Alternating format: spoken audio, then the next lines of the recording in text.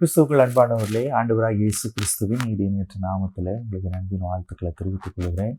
நம்ம 40 நாட்கள் 40 ஜெபத்தை தியானித்தோம். இந்த வாரம் 7 நாட்கள் இருக்குது பார்த்தீங்களா. இந்த முதல் நாள் இந்த திங்கட்கிழமையிலிருந்து மற்றும் உயிர்த்தெழுந்த பண்டிகை கொண்டாடுகிற ஈஸ்டர் நாள், இந்த வாரத்தை பரிசுத்த வாரம் என்று சொல்லி சபையில் அனுசரிக்கிறார்கள். இந்த 7 நாட்களும் நாம் கிறிஸ்துவின் பாடுகளை குறித்தும் அவருடைய உயிர்த்தெழுதலை குறித்தும் அந்த மகிமையை குறித்தும் நாம் என்ன செய்ய போகிறோம் அப்படின்னா தியானிக்க போகிறோம். ஆண்டவர் நம்மோடு கூட இருந்து பெரிய காரியங்களை செய்ய போகிறார். நமக்கு பல காரியத்தை கர்த்தர் நமக்கு வெளிப்படுத்தி கொடுக்க போகிறார்.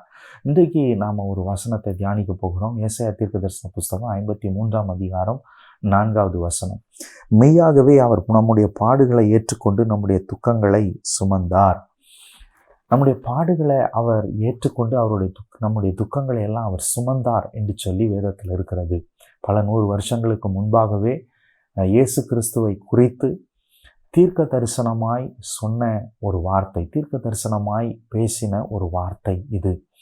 இயேசு கிறிஸ்து அந்த தீர்க்க தரிசனம் நிறைவேறத்தக்கதாக நம்முடைய துக்கங்களை எல்லாம் சிலுவையில் சுமந்து அவர் சிலுவையில் பாடுபட்டார். அவர் சிலுவையில் பாடுபட்டார் என்று சொன்னால் நிச்சயமாக நம்முடைய பாடுகளையும் நம்முடைய துக்கங்களையும் அவர் சுமந்துட்டார்னு அர்த்தம். அப்போ அந்த நம்முடைய துக்கத்தை நாம் இனி சுமக்க வேண்டியது அவசியம் அல்ல. அவர் சொல்கிறாரு, நீங்கள் உங்களுடைய பாரத்தை எல்லாம் என்கிட்ட கொண்டு வந்துருங்க. வருத்தப்பட்டு பாரம் சுமக்கிறவர்களே, நீங்கள் எல்லாரும் என்னிடத்தில் வாருங்கள், நான் உங்களுக்கு இளைப்பாறுதல் தருவேன்னு சொல்லிட்டு என்கிட்ட வாங்கன்னு சொல்கிறார்.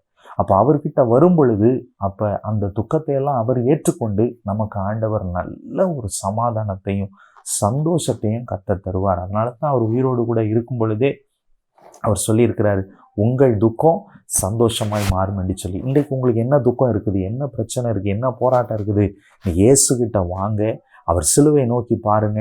அவர் எல்லாவற்றையும் என்னுடைய துக்கத்தையெல்லாம் அவர் சுமந்துட்டார் ஏற்கனவே சொல்லிட்டு உங்கள் பாரத்தை இன்னைக்கு அவருடைய பாதத்தில் நீங்கள் இறக்கி வச்சுட்டு நீங்கள் சந்தோஷமாய் போங்க.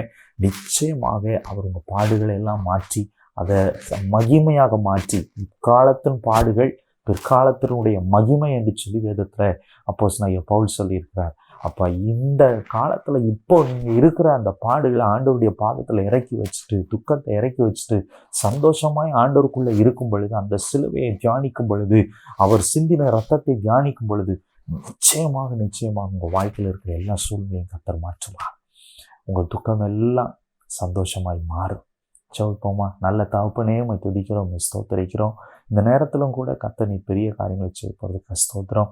எங்களோடு கூட நீர் பேசின தயவுக்காக நன்றி அப்பா. உங்களால் செய்ய முடியாத அதிசயமான காரியம் ஒன்றுமே இல்லை ராஜா.